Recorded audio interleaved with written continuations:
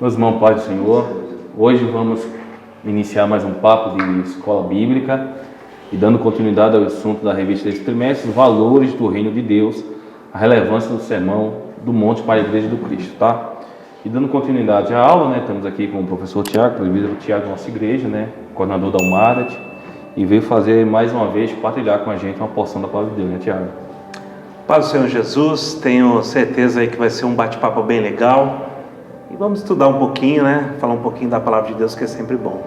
E a lição número 2, né? Fala sal da terra e luz do mundo, né? Vós sois sal da terra, vós sois a luz do mundo. Mateus 5, 13 e 14, né? Que é a continuação ali do Sermão da Montanha, né? E aí a revista, ela já abre mostrando a definição de sal, né? E qual o comportamento dele enquanto condimento, né, Tiago? Na verdade, a lição desse trimestre, ela vai ficar muito com relação ao Sermão do Monte.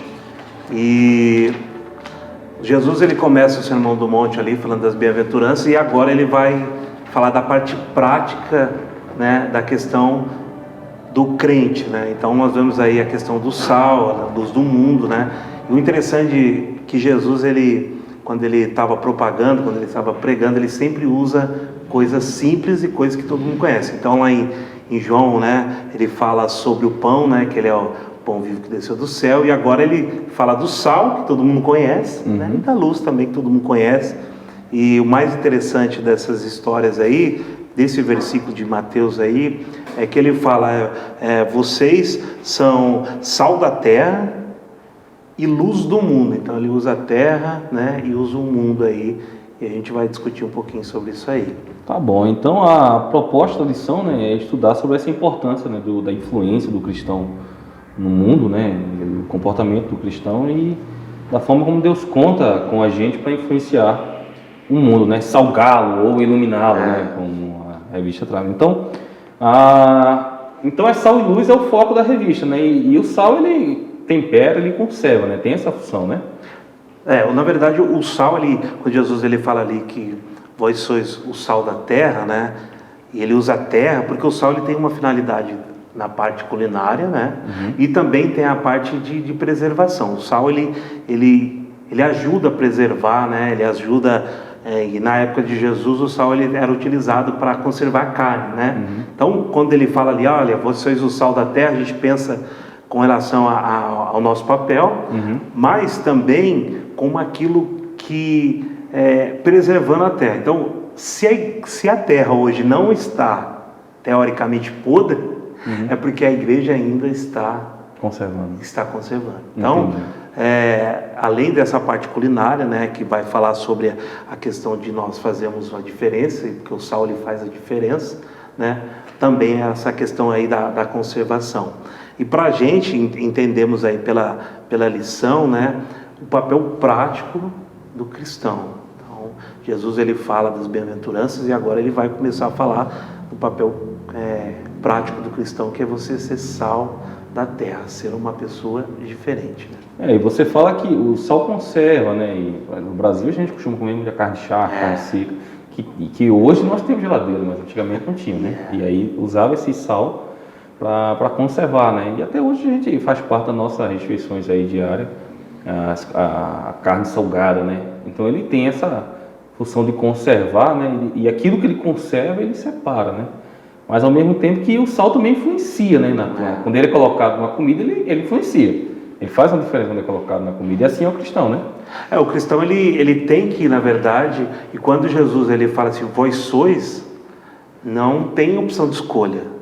Então, a partir do momento que você aceita Jesus, que você aceita o senhorio de Cristo na sua vida, você tem que ser sal. Não há uma opção de escolha se você quer ou não quer. Fala, vós sois o sal da terra. Então, a obrigação de ser uma pessoa diferente, de salgar, de realmente fazer a diferença, isso está pertinente à igreja.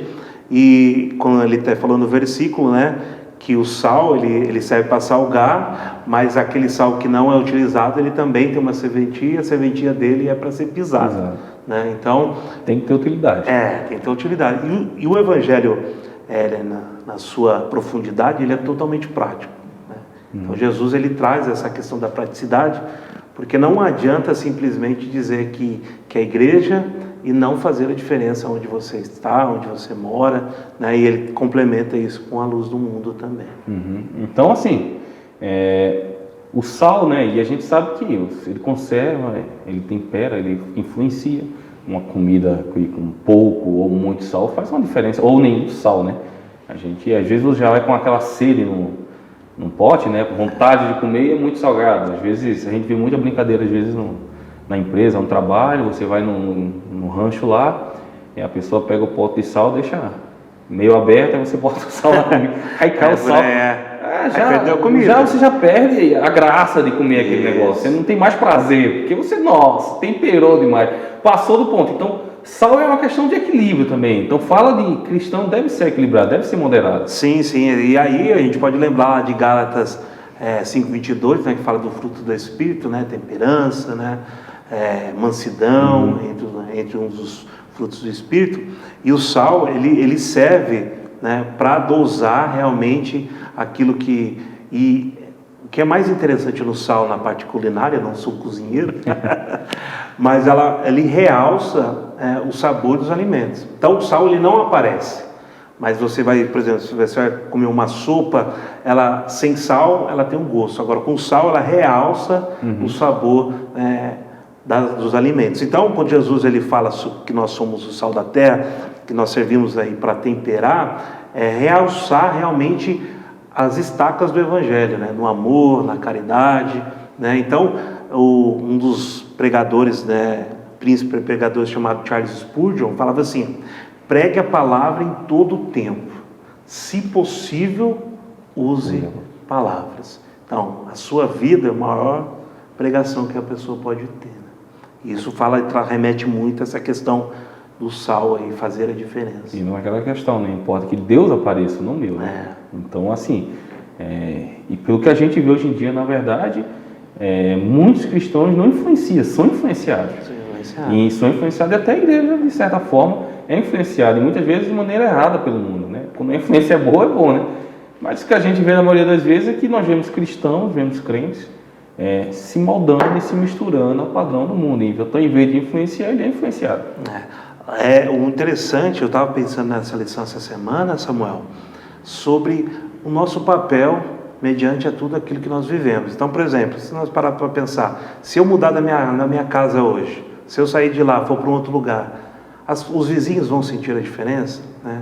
Se hoje a igreja que fechar, não puder mais abrir, será que o bairro vai sentir? Será que vão sentir a falta da igreja em si? Será que realmente a gente está fazendo a diferença? Será que lá no serviço, se eu trocar o serviço, se eu trocar de serviço, vão sentir a minha falta? Ou vão falar assim, não, vai com Deus lá, vai com Deus. Essa pessoa não é uma pessoa intragável, né? Então, essa questão do sal, ela nos remete a isso, a fazermos realmente diferença. Não simplesmente falarmos, mas fazemos a diferença. E muitas pessoas pegam essa diferença e já partem para o legalismo, né? E aí vai para a questão de prática, de rotina, de costume, de coisas que a pessoa acha que deve fazer para fazer essa diferença. E aí a gente já entra na segunda parte, que é a refletir a luz, né?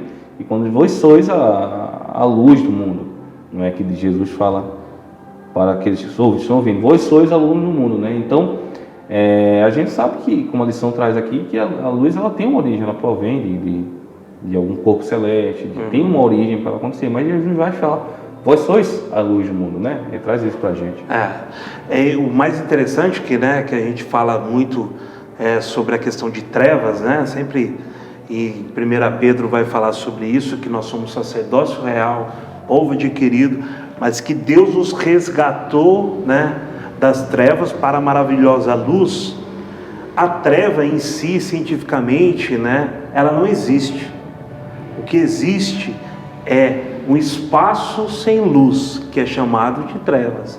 Então, automaticamente que a igreja ela não exerce o seu papel de ser a luz de Cristo, ser o bom perfume de Cristo, não adianta, né, nós temos um perfume mais caro do mundo, aquele perfume top, e nós deixarmos ele na prateleira. Então, ele vai ser um perfume caro, cheiroso, mas ser usado, né, ele não vai fazer diferença. Então, quando a Bíblia fala lá em 1 Coríntios que nós somos o bom perfume de Cristo, fala dessa diferença, que nós temos luz realmente, né? Isso, e Jesus fala que você não pega uma luz e esconde debaixo de um alqueire, e nem se esconde na cidade edificada sobre um monte, né? Então, a maneira que a luz, ela precisa estar aparecendo de alguma forma, né? Uma luz, como você falou, ela quando vem, ela ilumina, né? Aquele espaço que está obscuro. E, obviamente, ela tem um certo alcance, mas como a lição traz que a gente... Você usa a luz, né? Mas a luz não é nossa, a gente reflete a luz de Cristo. Paulo fala disso, né? Cada estrela difere um brilho, outra estrela e tal. Então, na verdade, a gente reflete Cristo. É necessário que a nossa vida cotidiana, se a gente quer ser esse sal e essa luz, a gente necessita refletir Cristo, não nós mesmos, né?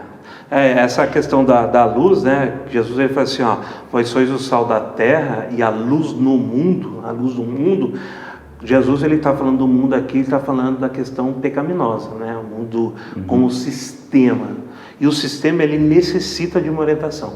Então todo o sistema ele necessita de destacas, de argumentos e principalmente de uma orientação. E a igreja ela necessariamente tem que ser a orientação do mundo, porque Cristo ele é a nossa luz, ele é o nosso referencial. Então a igreja ela quando não exerce esse papel de luz, né, aí que nós vemos as trevas chegarem em certos lugares, em certas situações. Por quê? Porque não existe uma luz, não existe. E nós como crentes, né, nós temos que ser luz em onde nós passarmos, refletimos a luz de Cristo, né?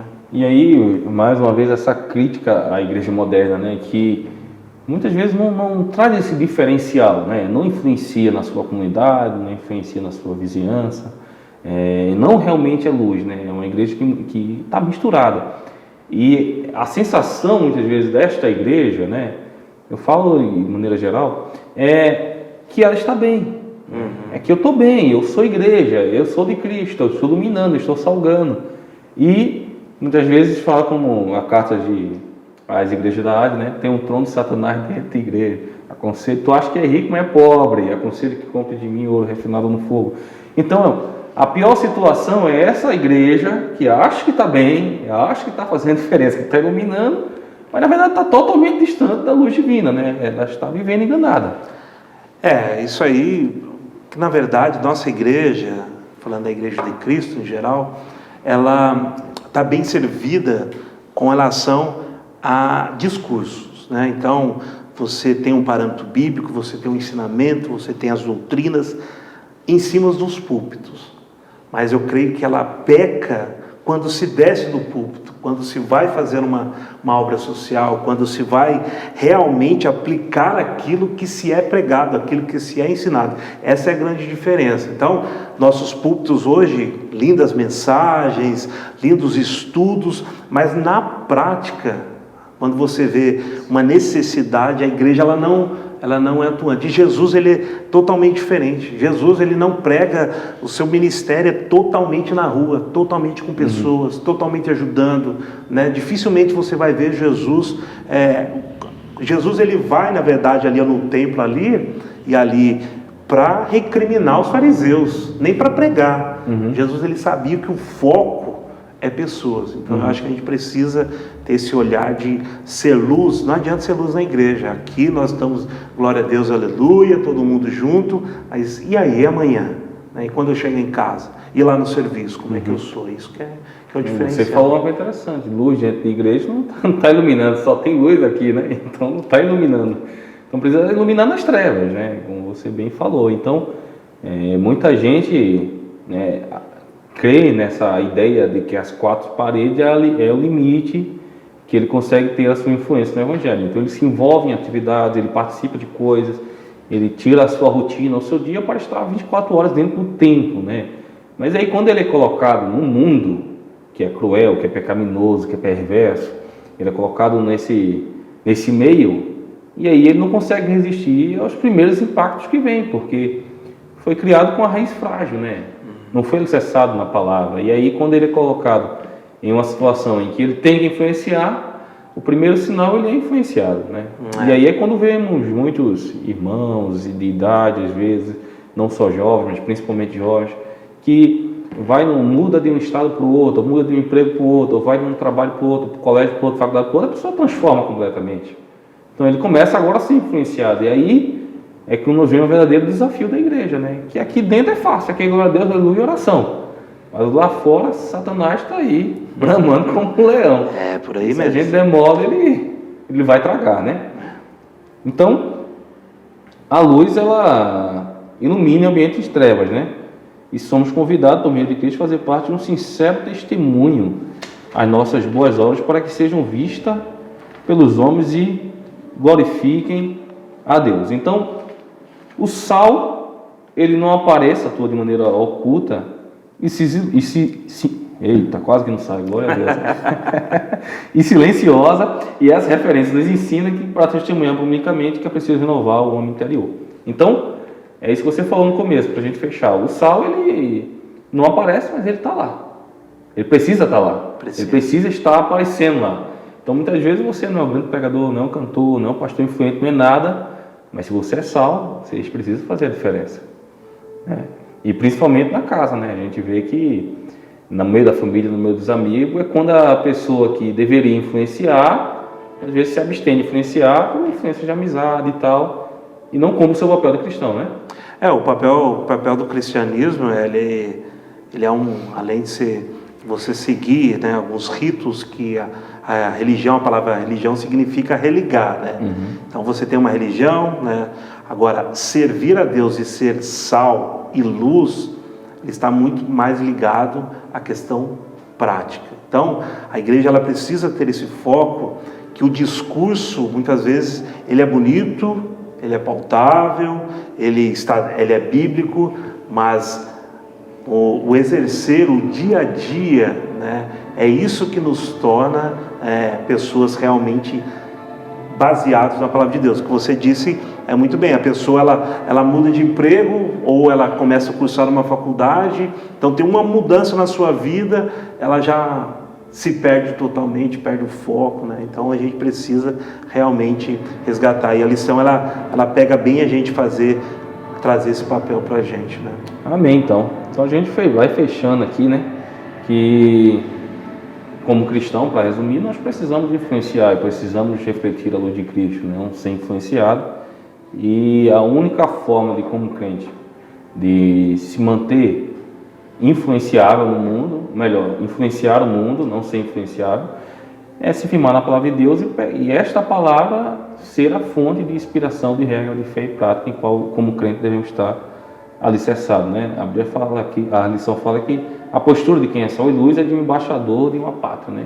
Nós estamos representando Cristo. Não há função, não há nada nessa terra que substitua ser o embaixador de Cristo, né? Vamos dizer, essa luz, esse sal que reflete Jesus Cristo. Olha, Samuel, eu acabei de lembrar, eu estava tentando lembrar, que eu estudei essa semana, está no Antigo Testamento, mas nos faz pensar, né, na história de José. José, ele foi levado cativo, né? Foi vendido, chegou na casa de Potifar, prosperou lá. A palavra diz que tudo estava sobre ele, né? Então, ele saiu da casa de Potifar, foi para o cárcere, prosperou no cárcere, né?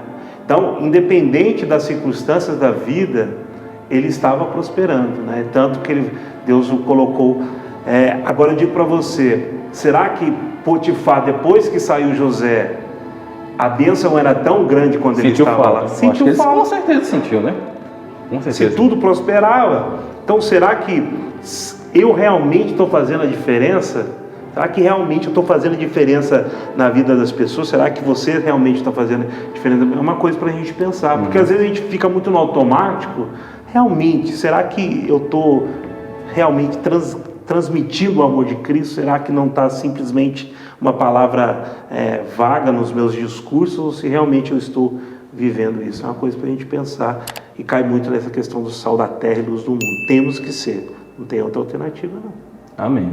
Deus abençoe, tá? Amém. Obrigado por ter participado com a gente. Quero agradecer a você também por ter acompanhado o nosso podcast. Não esquece de curtir e compartilhar. Vamos deixar aí o link do Deezer e do Spotify na descrição do vídeo. E não se esqueçam que vós sois sal da terra e a luz do mundo. Deus abençoe você, Deus abençoe sua vida.